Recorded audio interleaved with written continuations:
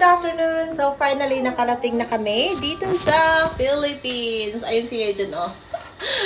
Ang dami ko actually worry papunta dito kasi hindi ko kasama yung asawa ko. So, katulad nga, last time, nang sabi ko, nagpunta kami ng Perth Consulate para ayusin yung, affidavit of consent and support. Pero wala ko guys nakuha kasi, ang tawag dyan, nakalimutan ko actually yung original na documents. Tapos hindi pa ako naka-fill up ng affidavit na hindi naman ako sinabihan na i-download pala yun sa Canberra na embassy. So wala akong alam, nagpunta na ako doon with my requirements. Tapos hinahanap sa akin kung nasan yung filled out application. Sabi ko, nagpunta nga ba ako dito para kumuha ng application or para mag-apply.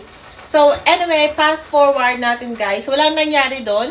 Tumawag nila ako sa Philippine Airlines. And then, sabi nila, wala naman po kayong aayusin about the consent and support affidavit, blah, blah.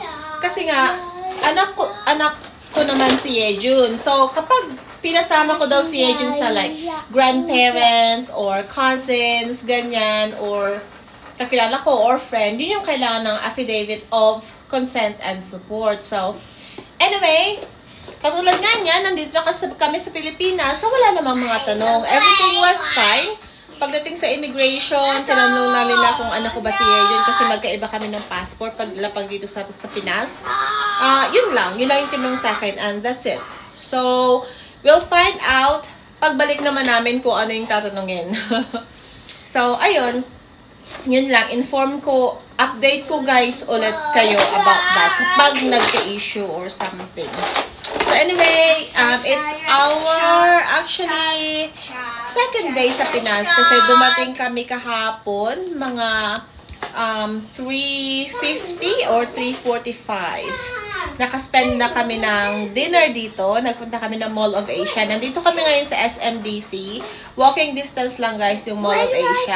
And anyway, everything is expensive dito sa Pilipinas. Ang yayaman pala guys ng mga Pinoy, no?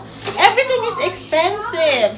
So gusto ko nang umuwi ng probinsya guys para naman ay makalibre tayo ng ulam, yung mga gulay, yung isda, ayun lang.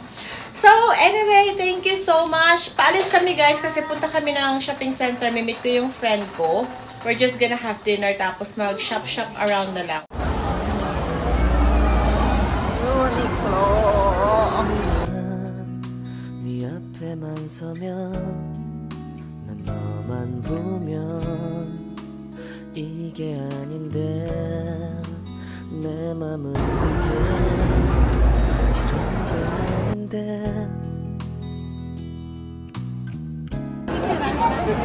Mas Yejun, picturean ko nga eh.